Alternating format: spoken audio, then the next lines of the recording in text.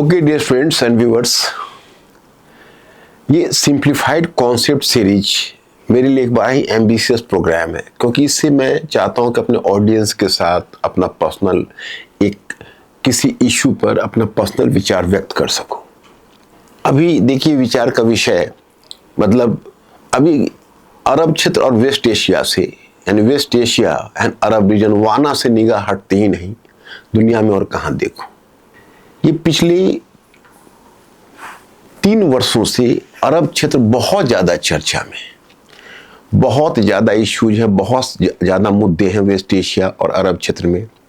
कभी इजराइल से शुरू होकर इजिप्ट तक जाता है, सीरिया में क्राइसिस हुई, गाजा का जेनोसाइड जग जाहिर है, और अब नई बात हुई यूएई ओपेक से अलग होने की घोषणा कर रहा, organization of petroleum exporting countries. ये अपने आप में यह भी एक बहुत बड़ा न्यूज़ है। बहुत बड़ा न्यूज़ इसलिए है कि लगता है जैसे वेस्ट एशिया अरब क्षेत्र की ताकत ही मिटती जा रही है। पता नहीं किस किनारे लगेगा। एक तरफ इजराइल का बढ़ता हुआ स्टेचर, यूएसए ने एक तरह से उस रीजन को डंप करना शुरू कर दिया है। जो सिक्योरिटी कमिटमेंट था यूएसए का, वो ढीला हो रहा है संयुक्त राज्य अमेरिका का। ट्रंप का व्यवहार में काफी सौतेलापन है। पता नहीं ट्रंप के बाद जो भी प्रेसिडेंट आएंगे उनका क्या मिजाज होगा। उधर ईरान कुछ ज्यादा ही एग्रेसिव हो रखा है और अभी समिट के मध्य में है। अब अगर यूएसए और ईरान के बीच अगर फेवरेबल समझौता होता है, ईरान के पक्ष में होता है, तो ईरान इतना डोमिनेंट हो जाएगा, इतना प्रभावी हो जाएगा इस वेस्ट एशिया में, खाड़ी देश में, कि बाकी जो सुन्नी देश है वो अपने आप को इनसिक्योर और सुरक्षित महसूस करेंगे। और अगर यह यूएसए के पक्ष में होता है तो इसका सीधा फायदा इजराइल को मिलेगा, फिर इजराइल शेर बनकर बैठ जाएगा। यहां पर स्थिति यह है कि ईरान शेर बने या इजराइल, सुन्नी अरब क्षेत्र और सुन्नी खाड़ी देश को पसंद नहीं होगा। ये उनके लिए खतरे की घंटी होगी। अभी तत्काल में उस मुद्दे पर विचार करने जा रहा कि ये समाचार पिछले 2-3 दिनों से अकेडमिया में तैर रहा है कि यूनाइटेड अरब एमिरेट्स ने 1960 में गठित, हालांकि ये सितंबर 1960 में organization of petroleum exporting countries का गठन हुआ था। यूएई इसका मेंबर 1963 में बना था।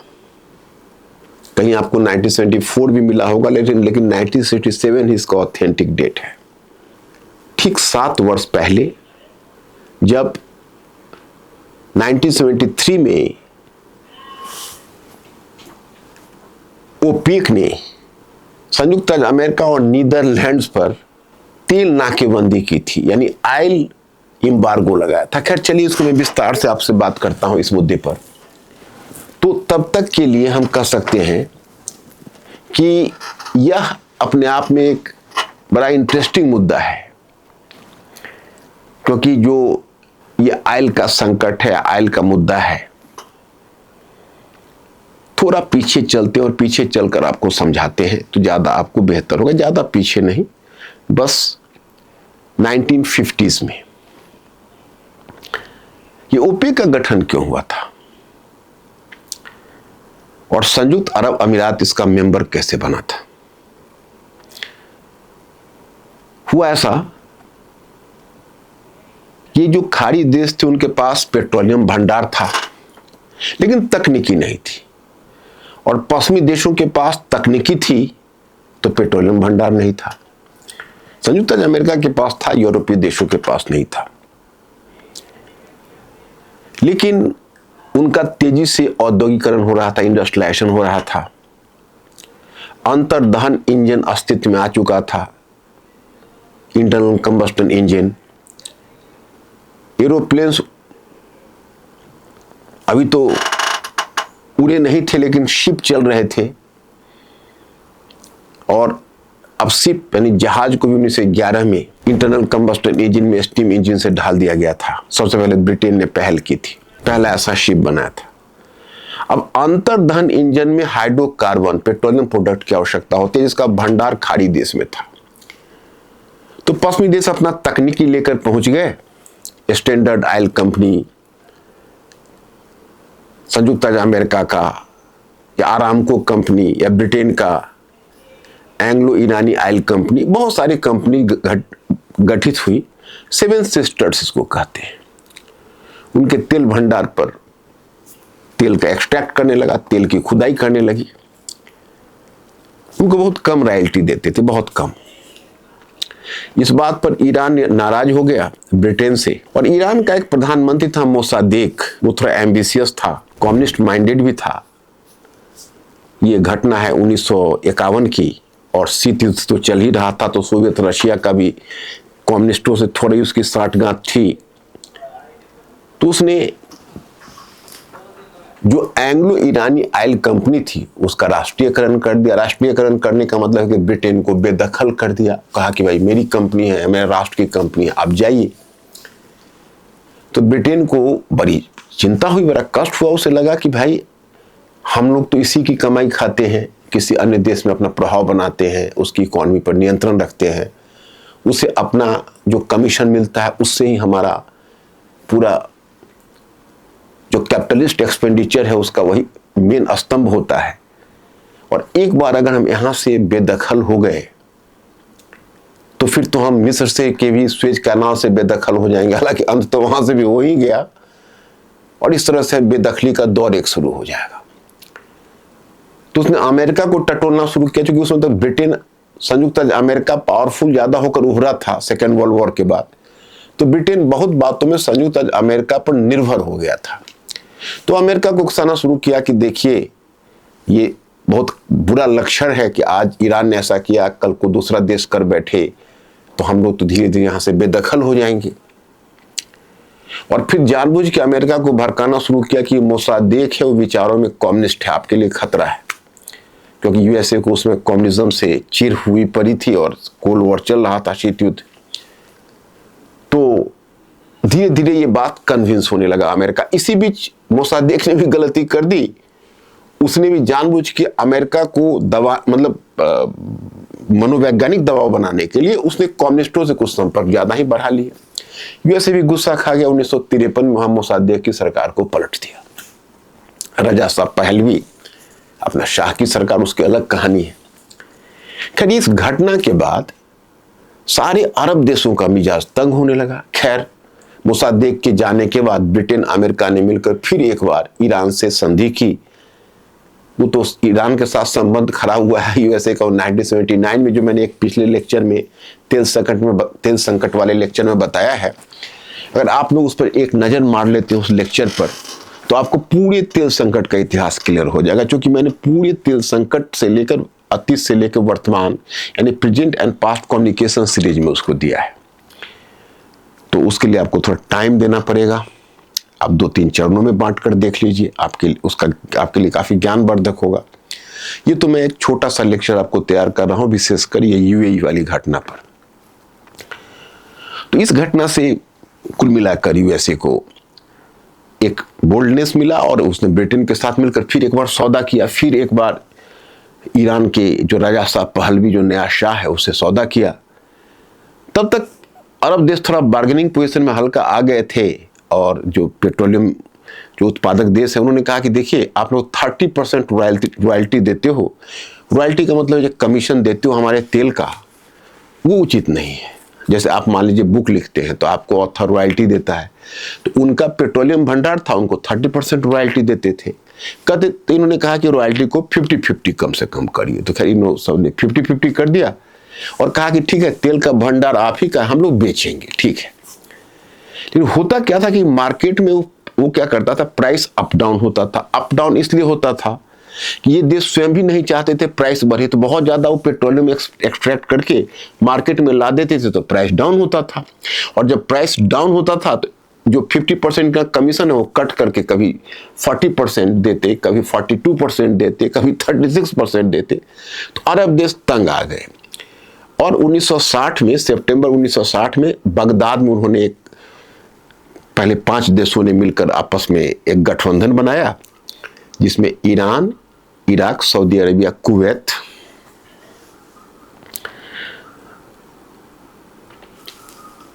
ये अरब देश से 4 थे और एक अरब से बाहर, और 5 देशों ने मिलकर एक गठबंधन बना लिया। फिर धीरे धीरे उनकी संख्या बढ़ने लगी। आगे चलकर 1967 में संयुक्त अरब अमीरात भी आ गए, यूएई भी आ गए, और फिर आगे अल्जीरिया, नाइजीरिया भी आ गए। तो धीरे धीरे इसने ओपेक का रूप ले लिया और भी कंट्रीज आ गए। तो ओपेक का रूप ले लिया organization of petroleum exporting countries. अब इन्होंने कार्टेल बना लिया। कार्टेल कहते हैं एक तरह का, जब आप कई देश मिलकर आप एक कार्टेल बनाते हो, कार्टेल को बोलते हैं एक तरह से एकाधिकार की भाई अब हम तय करेंगे पेट्रोलियम की कीमत क्या होगी, हमारा भाग्य पश्चिमी देश तय नहीं करेंगे, हम तय करेंगे। तो पहले शायद पश्चिमी देशों ने उनको बहुत गंभीरता से नहीं लिया। पश्चिमी देशों के कान तब खड़े हुए जो 1973 में इजराइल और अरब देशों के बीच योम किपुर का वॉर हुआ। उस वॉर में इजराइल ने अरब देशों को पराजित कर दिया और हथियारों की सप्लाई यूएसए ने किया था। नीदरलैंड ने उसके प्रति कुछ पक्षपातपूर्ण व्यवहार किया था अरब देशों के प्रति। गुस्सा खाकर सऊदी अरेबिया के शासक के नेतृत्व में, फैसल के नेतृत्व में, इन्होंने एक ऑयल एम्बार्गो लगा दी, यानी तेल नाकेबंदी, कि हम दुनिया को तेल ही नहीं बेचेंगे। पहले तो अमेरिका बिल्कुल तेल ठप कर दिया। हेनरी किसिंगर धमकाता रहा, जो अमेरिकन फॉरेन सेक्रेटरी था, उसने कुछ भी नहीं सुनी। फिर वो पूरा कार्टेल मिलकर तय किया कि पेट्रोलियम की मैं 4 गुना बढ़ाऊंगा। तो दुनिया को पहली बार ओपेक का जियोपॉलिटिकल लीवरेज पता चला कि अरे देखो ओपेक का क्या जियोपॉलिटिकल लीवरेज है। क्योंकि उस समय तक ओपेक तो 73 तक, उसके बाद फिर धीरे धीरे 1979 में इन्होंने 6 गुना और भी कॉस्ट बढ़ा दिया, दुनिया को दिखा दिया कि भाई मैं क्या हूं। अब दुनिया उनकी तरफ देख रही थी, लेकिन तब तक संयुक्त राज्य अमेरिका ने 1974 में सऊदी अरेबिया के साथ एक समझौता करके घुस गया अरब क्षेत्र में और उनकी सुरक्षा की गारंटी देने लगा। और संयुक्त राज्य अमेरिका यह चाहता था कि भाई तेल की कीमत को थोड़ा सा आप कंट्रोल रखिए, क्योंकि उस समय तक स्वयं यूएसए भी अरब खाड़ी देश के तेल का खरीदार में था। अब तो डिपेंडेंट नहीं है, तब वो भी डिपेंडेंट था, तो उसकी भी जरूरत थी। तो यूएसए ने उस पर दबाव बनाए रखा कि भाई कुछ पेट्रोलियम की कीमत कम करो, लेकिन बहुत ज्यादा तो नहीं करते थे। हाँ, सऊदी अरेबिया को यूएसए ने अपने प्रभाव क्षेत्र में रखा और सऊदी अरेबिया का जो हेफ्ट है वो थोड़ा बड़ा है, उसको एक्स्ट्रा पावर मिला हुआ है, उसको कुछ एक्स्ट्रा कैपेसिटी है कि वह ऑयल मार्केट का वो एक तरह से स्टेबलाइजर है कि अगर मार्केट में स्कार्सिटी हो तो सऊदी अरेबिया अपना एक्स्ट्रा रिसोर्सेस को, जो उसका एक्स्ट्रा कैपेसिटी है, उसको ओपन करके उसको कम कर ले, मतलब ज्यादा प्रोडक्शन कर दे और प्राइस को कम कर दे। और जब देखिए कि भाई ठीक है मार्केट का प्राइस डाउन है, तो अपनी कैपेसिटी जो प्रोडक्शन है उसको कम कर ले। तो सऊदी अरेबिया बेसिकली एक स्विंग पावर है जो पेट्रोलियम की कीमत बढ़ाता है, कम करता है। तो पहले तो चलिए ओपेक कंट्री थे। 2016 में चल के अब उसका दायरा को बढ़ा दिया गया। अब हुआ कि भाई अब सिर्फ ओपेक नहीं रहेंगे, ओपेक प्लस रहेंगे। तो रशिया के नेतृत्व में 10 कंट्रीज ने और ज्वाइन कर लिया। तो अब इसका बहुत बड़ा एरिया हो गया ओपेक प्लस। अब लगभग 40 से 50% ऑयल का ये कंट्रोल करने लगे। अभी तो वर्तमान में 40% ही, अब परसेंटेज गिर ही रहा है। अब तो इधर एक नया डेटा आपको कहीं 30% भी दिखेगा, अलग अलग डेटा आपको थोड़ा दिखेगा। आप डेटा को लेकर काफी परेशान मत होना। तो अब ये भी आ गए। तो इनका ये जो ओपेक प्लस कंट्रीज है वो अपने आप को बहुत पावरफुल समझने लगे। लेकिन क्या है कि इनके बीच भी दरार उत्पन्न हो रही थी। 1979 में ईरानी क्रांति हुई, तो ईरान में जो एक शिया पावर जो अयतुल्ला खुमैनी स्थापित हुए, हालांकि शिया तो ईरान था ही, लेकिन जब वहां पर शिया ऑर्थोडॉक्सी मतलब एक शिया सरकार स्थापित हुई जो बहुत धार्मिक रूप से कट्टर थी, तो सऊदी अरेबिया के साथ ईरान की दूरी बढ़ने लगी और सुन्नी देशों के साथ दूरी बढ़ने लगी। तो कहने के लिए तो ईरान भी ओपेक कंट्री में था, लेकिन ईरान और जो सुन्नी देश है उनकी दूरी बनी रही। फिर आगे क्या हुआ कि यूएई और सऊदी अरेबिया, ये दोनों धीरे धीरे राइवल के रूप में इमर्ज करने लगे। हालांकि सऊदी अरेबिया का आकार बड़ा है यूएई की तुलना में, लेकिन यूएई का जो पर कैपिटा इनकम है, जीडीपी पर कैपिटा है प्रति व्यक्ति, वो ज्यादा है। और यूएई ने अपनी इकोनॉमी को भी डाइवर्सिफाई किया हुआ है। तो जो संयुक्त अरब अमीरात यानी यूएई है, उसका कष्ट का क्या कारण है, पहले मैं ये आपको समझा दूं, इससे आपको पता चल जाएगा इमीडिएट उसने जो निकलने का। हालांकि ये पहला देश नहीं है। 2019 में एक जो गैस उत्पादक कतर था, वो कतर पहले ही निकल लिया था, लेकिन जब कतर निकला था तब कोई इतना नोटिस नहीं किया था। आपने गौर किया होगा, जब से संयुक्त अरब अमीरात निकला है तो पूरा एक एकेडमिया में सरगर्मी हो गई है, एक इंटरनेशनल रिलेशन में एक नया उतार चढ़ाव सा देखने लगा है। कारण क्या है कि वैसे भी खाड़ी देश बहुत अभी अनिश्चितता के दौर से गुजर रहा है। ईरान और यूएसए के बीच को समझौता नहीं हुआ। ये पूरा का पूरा जो ओरमुज है वह डबल एम्बार्गो का शिकार है, माने दोहरा नाकेबंदी हुई पड़ी है। एक तरफ से ईरान की नाकेबंदी क्या कम थी, उस पर संयुक्त अमेरिका ने भी नाकेबंदी कर रखी है। तो आयल 20% आयल ब्लॉक हुआ पड़ा है। दुनिया की 177 ट्रिलियन डॉलर की इकोनॉमी हाईजैक हुई पड़ी है। उसी में सिर मुराते ही ओले पड़े यूएई की यह घोषणा कि हम निकल रहे हैं ओपेक कंट्री समूह से। भाई अब हम खुश हुए या दुखी हुए तो पहले इसके लिए कारण को समझना पड़ेगा और फिर परिणाम को भी देखना होगा। तो कारण परिणाम दोनों को समझ ले। तो पहली बात आप अच्छी तरह जानते होंगे, थोड़ा सा पीछे अगर आप अंतर्राष्ट्रीय संबंधों में, अंतर्राष्ट्रीय कूटनीति में थोड़ी बहुत भी रुचि रखते होंगे तो इस बात को आप आसानी से समझ पा रहे होंगे कि अभी क्या है कि अभी सऊदी अरेबिया और पाकिस्तान दोनों एक दूसरे के निकट हैं। पाकिस्तान का खर्च सऊदी अरेबिया बहुत हद तक चला रहा, क्योंकि पेट्रो डॉलर से पाकिस्तान का खर्च चल रहा है। भाई आईएमएफ ने तो हाथ उठा दिया कि भाई आपकी इकोनॉमी इतनी लच्चर है कि अब अधिक लोन नहीं दूंगा, तो उसकी इकोनॉमी को यह संभाल रहा। हाँ, संयुक्त अरब अमीरात ने उसको 3.5 बिलियन डॉलर कर्ज दिया था पाकिस्तान को, जो उसने निर्ममता पूर्वक वसूल लिया। अब सऊदी अरेबिया उसका सहारा और दोनों के बीच एक सैनिक पैक्ट भी हुआ पड़ा है। आपने इधर देखा होगा कि जो एनडीए की सरकार आई, जो प्रधानमंत्री मोदी थे, उन्होंने अरब क्षेत्र में एक काम किया कि संयुक्त अरब अमीरात से कुछ ज्यादा ही निकटता स्थापित कर ली यूएई से।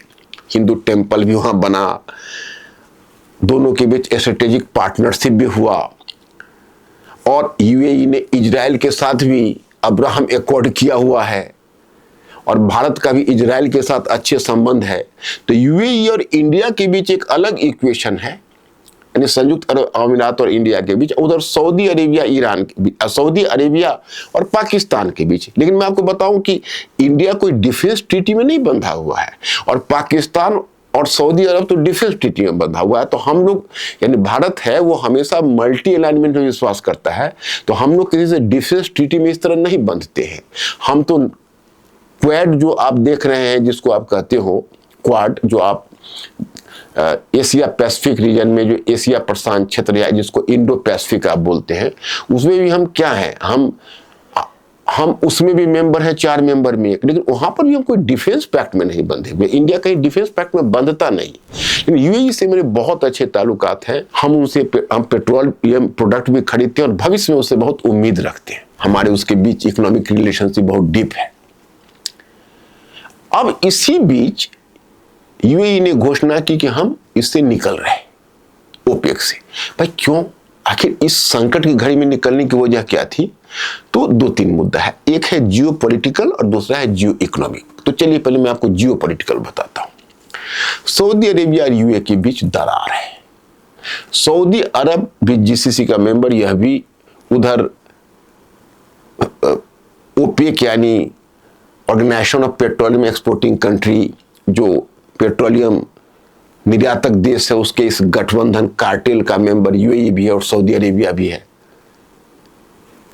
लेकिन सऊदी अरेबिया यूएई का विदेश नीति में बहुत ज्यादा कंपटीशन है। सूडान में और यमन में दोनों 2 अलग अलग पक्षों को समर्थन दे रहे हैं। यूएई भारत के निकट है तो सऊदी अरब पाकिस्तान के निकट है, और सऊदी अरब और यूएई दोनों फॉरेन इन्वेस्टर्स को अपने यहां आकर्षित कर रहे हैं, क्योंकि दोनों अपने इकोनॉमी को डाइवर्सिफाई कर रहे हैं। अब देखिए, संयुक्त अरब अमीरात में मोहम्मद बिन जायद और सऊदी अरेबिया में मोहम्मद बिन सुल्तान। तो अब ये MBS एंड MBZ कभी गुरु शिष्य थे, आज दोनों एक दूसरे को देखना नहीं चाहते। तो अभी जो यूएई को कष्ट हुआ है, वो सबसे बड़ा कष्ट उसको ये हुआ कि भाई इस संकट में यूएसए यानी संयुक्त राष्ट्र अमेरिका और ईरान के बीच संघर्ष हुआ। इजराइल ने ईरान पर हमला किया और उलट उसने पूरे अरब देशों पर हमला किया, और सबसे बड़ा शिकार हुआ है संयुक्त अरब अमीरात, जहां पर उसने 2200 ड्रोन और मिसाइल दागे हैं। और ये चाहता था संयुक्त अरब अमीरात अर्थात यूएई कि भाई गल्फ कोऑपरेशन काउंसिल कुछ इस पर अपना हेफ्ट दिखाए, कुछ स्ट्रॉन्ग डिसीजन ले और ईरान को मजा चखाए, फाइट करे। भाई ये क्या तरीका हुआ, आप किसी न्यूट्रल देश पर आप सीधा गोलाबारी करनी शुरू कर दी। लेकिन GCC ने कोई इसमें इंटरेस्ट नहीं दिखाया, और सऊदी अरेबिया ने एक तरह से शांति शांति शांति को स्थापित करने का प्रयत्न करता रहा।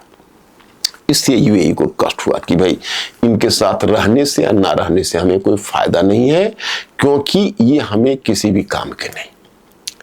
उधर पाकिस्तान ने ईरान और यूएसए के बीच, संयुक्त राज्य अमेरिका और ईरान के बीच मध्यस्थता कर रहा था। अब इनका कहना था, इसमें संयुक्त अरब अमीरात का ये कहना था कि भाई पाकिस्तान मध्यस्थता क्या कर रहा, वो ईरान पर दबाव डाले, वो ऐसा न्यूट्रल क्यों बन रहा भाई।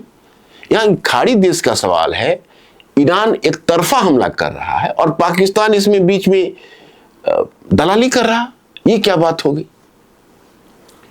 तो पाकिस्तान से भी खफा है, और पाकिस्तान से वैसे भी $3.5 बिलियन की वसूली कर चुका है। तो पाकिस्तान तो वैसे भी संयुक्त अरब अमीरात और भारत की निकटता है कारण उसकी भी दूरी बनी हुई है, तो ये फैक्टर काम कर रहा है। तो सूडान यमन में सऊदी अरेबिया के साथ प्रतिस्पर्धा और सऊदी अरेबिया से उसका मनमुटाव, उसे दूरी, ये एक बहुत बड़ा कारण है। और जियो इकोनॉमिक कारण यह है कि मैंने आपको पहले ही बताया कि ओपेक में सऊदी अरेबिया की दादागिरी चलती है। वो एक स्विंग स्टेट बना हुआ है, भाई वही तय करता है कार्टेल को कि कितना तेल का प्रोडक्शन होगा, सारे देश पर दबाव डालता है, आप अपने पेट्रोलियम प्रोडक्ट में कटौती करिए, अब इससे ज्यादा पेट्रोलियम का प्रोडक्शन आप नहीं कर सकते। तो यहां पर अब संयुक्त अरब अमीरात का कहना है कि भाई आपने हमें कोटा निर्धारित किया हुआ है 3.4 मिलियन बैरल, उससे ज्यादा हम प्रोडक्शन नहीं करेंगे। हमारी कैपेसिटी है 5 मिलियन बैरल की, तो हमारी तो कैपेसिटी बिल्कुल ही एकदम आइडल पड़ा हुआ है, बिल्कुल ही आइडल, उसमें तो कोई उसका यूज नहीं है, वो शिथिल पड़ा हुआ है, और अगर मार्केट में हम बेचेंगे तो हम मुनाफा कमाएंगे। तो आप एक प्रश्न कर सकते हैं, जरूर करिए, कि भाई अभी तो पूरा का पूरा कुनवा ही रुका पड़ा है, अभी तो ओरमुज ही बंद पड़ा हुआ है, तो बेचोगे किसको। अभी नहीं, फ्यूचर की बात वो सोच रहा है, क्योंकि फ्यूचर में हमें सेल करना है, क्योंकि इतनी मांग है। जब ओरमुज खुलेगा, अरे आज न कल तो खुलेगा, तो फिर हम मनमाने ढंग से प्रोडक्शन करके बेचेंगे। तो वो निकलने, अब इसके निकलने से क्या फर्क पड़ेगा? हाँ, फर्क पड़ेगा। कारण क्या है, मैं आपको बताता हूं। खाड़ी देशों को सबसे पहला फर्क यह पड़ा जब संयुक्त राज्य अमेरिका ने पेट्रोलियम के विकल्प के रूप में शेल गैस ले आया, और जब उसने शेल गैस का प्रोडक्शन शुरू किया, तो इससे जितनी भी खाड़ी देश के, और खाड़ी देश ही नहीं सिर्फ नहीं, आप इसको ऐसे कहिए कि केवल ओपेक देश में, ओपेक प्लस जिसमें रसिया वगैरह सभी था, तो सभी ने जानबूझ के इतना ज्यादा प्रोडक्शन दिया कि अमेरिका का प्रोडक्ट बिके नहीं और उसका जो शेल गैस तकनीकी हो बर्बाद हो जाए। लेकिन इनके तमाम प्रयासों के बावजूद संयुक्त राज्य अमेरिका एक बहुत बड़ा सप्लायर बन गया। तो एक तो कॉम्पिटिटर संयुक्त राज्य अमेरिका बन गया, अब बन गया संयुक्त अरब अमीरात, और अब होगा एक तीसरा ओपेक, और फिर ओपेक प्लस। और ओपेक और ओपेक प्लस में भी तो कोई उतनी निकटता नहीं है, क्योंकि रशिया है ओपेक प्लस में, आप जानते हैं, और सऊदी अरेबिया तो कुछ के बावजूद भी अमेरिका के अगेंस्ट में नहीं जा सकता। और रूस और अमेरिका और यूक्रेन का हमला, ये कॉम्प्लिकेशन अपने दिमाग में आप डालिए तो पता चलेगा सऊदी अरेबिया का रशिया के साथ भी अच्छे संबंध नहीं है। अब यहाँ संयुक्त अरब अमीरात भी निकल गया, तो अब 3 सेलर मार्केट में हो जाएंगे। एक सेलर हो जाएगा संयुक्त अरब अमेरिका, दूसरा हो जाएगा यूएई और तीसरा हो जाएगा ओपेक प्लस। अब ये 3 कंटेंडर होंगे तो क्या होगा? प्रतिस्पर्धा होगी, कंपटीशन होगा, और कंपटीशन होगा तो मूल्य गिरेगा। और चूंकि अब कहोगे भारत को फायदा है नुकसान, भारत को फायदा, क्योंकि संयुक्त अरब अमीरात से भारत का बहुत डीप रिश्ता है। तो संयुक्त अरब अमीरात भारत को अपेक्षाकृत कम कीमत पर तेल मुहैया करेगा। भारत के लिए बहुत फायदा है। पहले रसिया से वो फायदा होता था, अब उसको संयुक्त अरब अमीरात से हो सकता है। लेकिन अभी इतनी जल्दबाजी नहीं, अभी माहौल वैसा नहीं है। अभी दोहरी नाकेबंदी हुई पड़ी है और मुझ में अभी कोई अपना प्रोडक्शन संयुक्त अरब अमीरात भी बढ़ा नहीं सकता। लेकिन भविष्य में हम उम्मीद कर सकते हैं कि जिस दिन ये खुलेगा तो खुलने के बाद सारे देश अपना प्रोडक्शन बढ़ाएंगे, तो संयुक्त अरब अमीरात भी बढ़ाएगा। और संयुक्त अरब अमीरात को डर यह था कि जिस समय सब सारे देश प्रोडक्शन बढ़ाएंगे तो जो रुकी हुई मांग है वो तो मार्केट से निकल जाएगी, और फिर मांग में गिरावट आएगी तो सभी देश अपनी अपनी कटौती करने के लिए फिर सऊदी अरेबिया दबाव डालेगा कि आप लोग अपना अपना ऑयल प्रोडक्शन को में कटौती करिए। तो हमें कटौती नहीं करनी है, हमें अभी प्रोडक्शन करके मार्केट में बेचकर पैसा कमाना है। और वैसे ही मैं आपको बता दूं कि सऊदी अरेबिया की इकोनॉमी आज भी पेट्रोलियम प्रोडक्ट पर डिपेंड करती है, लेकिन संयुक्त अरब अमीरात की इकोनॉमी काफी डाइवर्सिफाई हो चुकी है। वो इंटरनेशनल ट्रेड का हब बन चुका है, टूरिज्म का हब बन चुका है, टेक्नोलॉजी का हब बन चुका है। आज नौबत यह है कि उसकी पूरी जो जीडीपी है उसमें पेट्रोलियम प्रोडक्ट का अंश मात्र 30% है। तो वहां पर भी संयुक्त अरब अमीरात बड़ी ही लाभप्रद स्थिति में है। तो मैं स्टूडेंट्स एंड व्यूअर्स, अब 3 चीज पर हम लोग कंक्लूड करते हैं। एक, क्या कारण है? एक जियो पॉलिटिकल कारण था, दूसरा जियो इकोनॉमिक कारण था ओपेक से निकलने का, दूसरा इसका अंतर्राष्ट्रीय बाजार पर क्या प्रभाव पड़ेगा। तो अभी तो वर्तमान में ओरमुज बंदी है, लेकिन भविष्य में तेल की कीमत में गिरावट आएगी। और तीसरा, भारत को फायदा होगा क्योंकि संयुक्त अरब अमीरात से भारत के गहरे रिश्ते हैं और तेल की गिरती हुई कीमत का फायदा भारत को मिलेगा। लेकिन ये तो शॉर्ट टर्म सॉल्यूशन है भारत के लिए, दुनिया के लिए। अब लॉन्ग टर्म सॉल्यूशन यही है कि समझ जाओ दुनिया वालों और नवीकरणीय ऊर्जा स्रोत की तरफ बढ़ो। भारत भी समझ जाए, क्योंकि अब भविष्य में दोबारा ओरमुज हमें परेशान ना करे। तो थैंक यू वेरी मच। आज मैं अपने इस लेक्चर को ही समाप्त करता हूं। सिंप्लीफाइड कॉन्सेप्ट सीरीज में आप अपना ओपिनियन दीजिएगा कि इससे आपको और भी सहज बना के दूं, या इतने से आप समझ जा रहे हैं तो, या कहेंगे आप तो और भी डाउन जाके मैं समझाने का प्रयत्न करूंगा। Thank you very much. I will see you. Dear students, हमारे चैनल को लाइक, शेयर, सब्सक्राइब करें और अपनी तैयारी को और बेहतर बनाएं।